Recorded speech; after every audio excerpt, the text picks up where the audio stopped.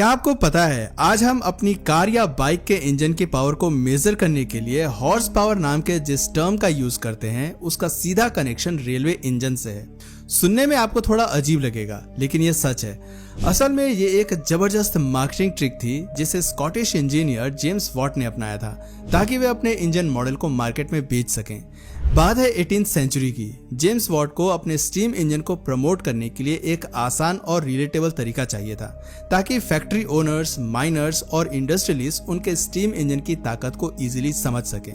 उस समय ज्यादातर माइनिंग और इंडस्ट्रियल वर्क के लिए हॉर्सेस का इस्तेमाल किया जाता था, जैसे कोल माइन से पानी निकालना या फैक्ट्री से गुड्स ट्रांसपोर्ट करना।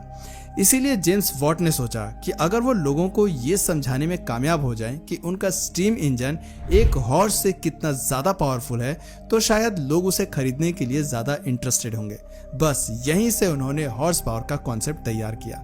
जेम्स वॉट ने नोटिस किया कि एक हेल्दी हॉर्स 1 मिनट में लगभग 550 पाउंड्स यानी कि लगभग 250 केजी के वेट को 1 फुट ऊपर खींच सकता है।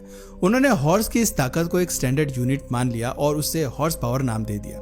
मतलब अगर कोई स्टीम इंजन उतनी ही पावर जनरेट कर रहा है जितनी एक हॉर्स कर सकता है तो उसकी पावर 1 हॉर्स पावर मानी जाएगी। अगर इंजन 2 हॉर्सेस के बराबर काम करे तो उसकी पावर 2 हॉर्स पावर होगी और इसी तरह आगे भी बढ़ेगी। सिंपल लैंग्वेज में कहें तो जेम्स वॉट ने हॉर्स की ताकत का एक पैमाना बनाया और अपनी मशीन्स की पावर को उसी के अनुसार मेजर करने लगे। जेम्स वॉट के इस कॉन्सेप्ट का एक बहुत बड़ा साइकोलॉजिकल इम्पैक्ट देखने को मिला।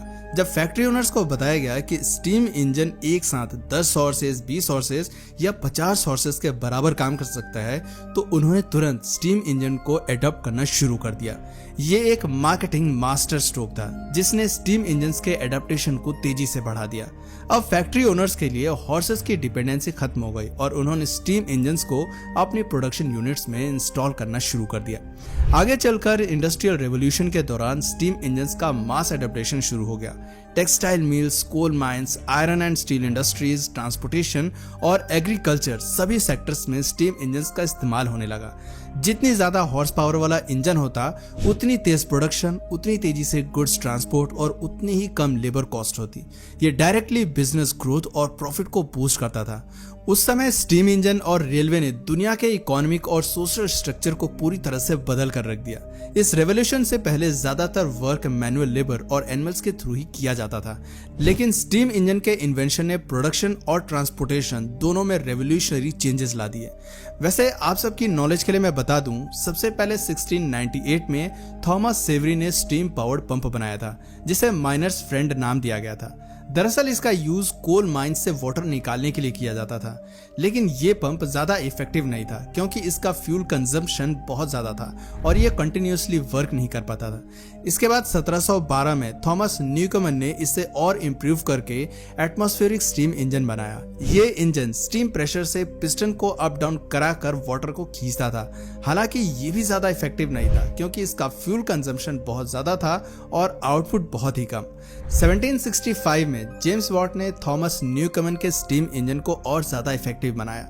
उन्होंने एक सेपरेट कंडेंसर का इन्वेंशन किया जिससे स्टीम को बार बार कूल करने की जरूरत नहीं पड़ती थी और इससे फ्यूल कंजम्पशन में भी 60% तक की कमी आ गई। ये इन्वेंशन इंडस्ट्रियल रेवोल्यूशन के लिए एक बूंद साबित हुआ क्योंकि अब फैक्ट्रीज, टेक्सटाइल मिल्स और ट्रांसपोर्टेशन के लिए स्टीम इंजन का यूज किया जाने लगा। इसके बाद स्टीम इंजन को लेकर नए नए एक्सपेरिमेंट होने लगे और 1804 में ब्रिटिश इंजीनियर रिचर्ड थ्रेविटिक ने दुनिया का पहला स्टीम पावर्ड लोकोमोटिव बनाया। ये लोकोमोटिव स्टीम प्रेशर के माध्यम से पिस्टन को पुश करके इंजन के व्हील्स को रोटेट करता था। हालांकि उस टाइम रेलवे ट्रैक्स और लोकोमोटिव की डिजाइन इतनी स्ट्रांग नहीं थी जिससे ये ज्यादा सक्सेसफुल नहीं हो पाया, लेकिन थ्रेविटिक के इस एफर्ट ने दुनिया को स्टीम लोकोमोटिव की पावर से रूबरू करा दिया। 1814 में ब्रिटिश इंजीनियर जॉन स्टीफनसन ने स्टीम लोकोमोटिव बनाने में अपना कंट्रीब्यूशन दिया। उन्होंने एक ऐसा स्टीम इंजन डिजाइन किया जो ज्यादा पावर और एफिशिएंसी के साथ वर्क कर सकता था। 1825 में उन्होंने दुनिया की पहली पैसेंजर ट्रेन को सक्सेसफुली चलाकर रेलवे रेवोल्यूशन की नींव रखी। ये ट्रेन स्टॉकटन से डार्लिंगटन के बीच लगभग 40 किलोमीटर यानी कि 25 माइल की डिस्टेंस कवर करती थी और इसमें करीब 450 पैसेंजर सवार थे। यह दुनिया के लिए एक हिस्टोरिक मोमेंट था क्योंकि पहली बार लोगों ने मास ट्रांसपोर्टेशन को देखा था। वैसे जॉर्ज स्टीफेंसन का सबसे बड़ा कंट्रीब्यूशन 1830 में तब देखा गया जब उन्होंने अपनी सबसे फेमस स्टीम लोकोमोटिव बनाई जिसका नाम रॉकेट था। ये लोकोमोटिव लिवरपूल से मैनचेस्टर के बीच चलाई गई और इसने रेलवे ट्रांसपोर्टेशन की दिशा को पूरी तरह से चेंज कर दिया। रॉकेट लोकोमोटिव की स्पीड लगभग 45 किलोमीटर पर आवर तक पहुंच सकती थी, जो उस टाइम के लिए बहुत बड़ी अचीवमेंट थी। ये ट्रेन इतने इंप्रेसिव तरीके से चली कि लोगों ने इसे प्यार से आयरन हॉर्स कहना शुरू कर दिया। हालांकि स्टार्टिंग डेज में लोगों को स्टीम इंजन पर ज्यादा ट्रस्ट नहीं था और एक बार तो हॉर्स और स्टीम इंजन के बीच रेस करवाई गई ताकि यह देखा जा सके कि दोनों में कौन तेज है।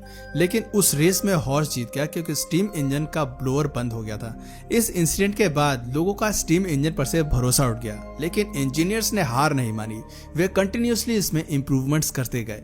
वैसे रेलवे नेटवर्क के एक्सपेंशन से इंडस्ट्रियल रेवोल्यूशन को जबरदस्त बूस्ट मिला। पहले गुड्स को एक प्लेस से दूसरी प्लेस पहुंचाने में वीक्स लग जाते थे, लेकिन रेलवे के आने से ये काम कुछ ही दिन में होने लगे। फैक्ट्री ओनर्स के लिए ये किसी वरदान से कम नहीं था क्योंकि अब वो अपनी फैक्ट्रीज में तैयार प्रोडक्ट्स को तेजी से मार्केट तक पहुंचा सकते थे और रॉ मटेरियल्स को इजीली फैक्ट्री तक ला सकते थे।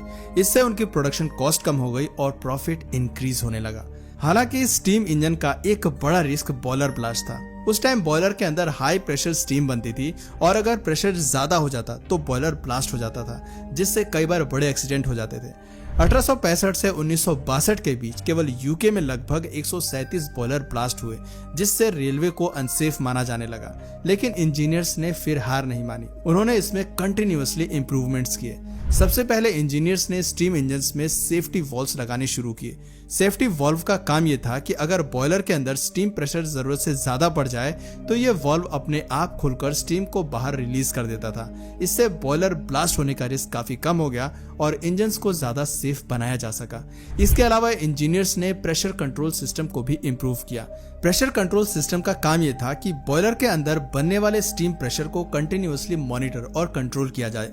अगर प्रेशर लिमिट से ज्यादा बढ़ने लगे तो सिस्टम ऑटोमेटिकली प्रेशर को रिड्यूस करने के लिए काम करता था। इससे ओवरहीटिंग और एक्सप्लोजन के चांसेस काफी हद तक कम हो गए। इसके बाद रेलवे इंजीनियर्स ने ब्रेकिंग सिस्टम को भी मॉडर्नाइज करना शुरू कर दिया। पुराने समय में ट्रेन को रोकने के लिए मैनुअल ब्रेकिंग सिस्टम होता था, जिसमें गार्ड या ड्राइवर को हाथ से ब्रेक खींचनी पड़ती थी।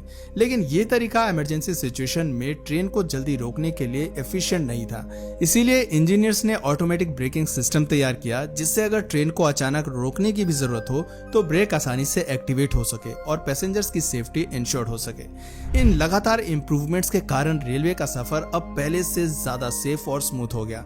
बॉयलर ब्लास्ट के केसेस काफी हद तक कम हो गए और लोग धीरे धीरे रेलवे पर ट्रस्ट करने लगे। रेलवे रेवोल्यूशन की वजह से प्रोडक्शन, ट्रांसपोर्टेशन और डिस्ट्रीब्यूशन सब कुछ फास्ट हो गया। सिटीज का एक्सपेंशन होने लगा, लोगों को जॉब अपॉर्चुनिटीज मिली और बिजनेस में ग्रोथ आने लगी। रेलवे रेवोल्यूशन का ये इम्पैक्ट केवल ब्रिटेन तक ही लिमिटेड नहीं रहा, बल्कि धीरे धीरे ये पूरी दुनिया में स्प्रेड हो गया। जैसे ही जॉर्ज स्टीफेंसन का रॉकेट लोकोमोटिव सक्सेसफुल हुआ, वैसे ही पूरी दुनिया में रेलवे नेटवर्क्स तेजी से बनाए जाने लगे। रेलवे ने न केवल इंडस्ट्रियल रेवोल्यूशन को बूस्ट किया, बल्कि दुनिया के सोशल, इकोनॉमिक और कल्चरल डेवलपमेंट को भी पूरी तरह से चेंज कर दिया। दोस्तों, ये कहना गलत नहीं होगा कि स्टीम इंजन और रेलवे के बिना इंडस्ट्रियल रेवोल्यूशन शायद उतनी स्पीड से नहीं होता जितना हमने देखा है। रेलवे रेवोल्यूशन ने दुनिया को एक नया शेप दिया और ट्रांसपोर्टेशन को मास लेवल पर आसान और एक्सेसिबल बना दिया। इससे ग्लोबल इकोनॉमी, कल्चरल एक्सचेंज और मास ट्रांसपोर्टेशन में जबरदस्त बदलाव आया। अगर हम अपने इंडिया की बात करें तो यहाँ रेलवे की शुरुआत ब्रिटिश रूल के दौरान 16 अप्रैल 1853 को हुई। इंडिया में पहली ट्रेन बॉम्बे, जो अब मुंबई है, यहाँ से थाने तक चलाई गई, जिसका मुख्य उद्देश्य ब्रिटिश एम्पायर के लिए रिसोर्सेज और लूट के माल को तेजी से ब्रिटेन तक पहुंचाना था। लेकिन आजादी के बाद इंडियन रेलवेज देश की लाइफलाइन बन गई। ये सिर्फ लोगों के ट्रेवल को इजी बनाने का मीडियम नहीं बनी, बल्कि कल्चरल, सोशल और इकोनॉमिक यूनिफिकेशन का सिंबल बन गई। और आज इंडियन रेलवेज 68,000 किलोमीटर के रूट लेंथ के साथ दुनिया का चौथा सबसे बड़ा नेशनल रेलवे सिस्टम है। दोस्तों, आपकी नजर में इंडियन रेलवेज को किस चीज पर सबसे ज्यादा इंप्रूवमेंट करने की जरूरत है, नीचे अपना विचार कमेंट सेक्शन में जरूर बताएं। और अगर इस वीडियो से आपको कुछ नया जानने या सीखने को मिला या फिर इंटरेस्टिंग लगा तो प्लीज इस वीडियो को एक लाइक करके अपने फ्रेंड्स और फैमिली में से जरूर शेयर करें। और यदि आप इस चैनल पर नए हैं तो प्लीज इस चैनल को सब्सक्राइब करके बेल नोटिफिकेशन आइकन को ऑन कर लीजिए ताकि हमारे आने वाले वीडियोज आप मिस न करें। मिलते हैं फिर किसी वीडियो में नए टॉपिक के साथ, तब तक के लिए नमस्कार।